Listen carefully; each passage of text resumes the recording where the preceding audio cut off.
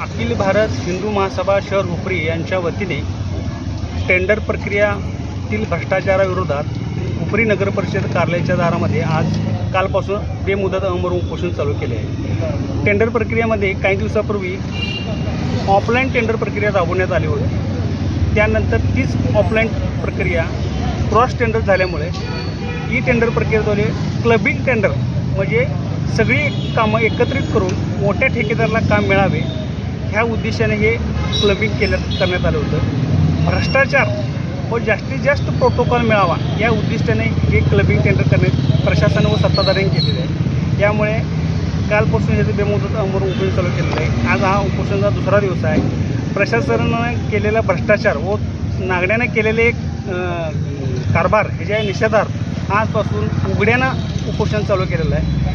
आज हे का विषय मिटला नाही तर उद्यापासून पाणी त्याग करण्याचा निर्णय आम्ही घेतलेला आहे। ह्याच्यापेक्षा तीव्र आंदोलन उद्यापासून चालू करण्यात येईल।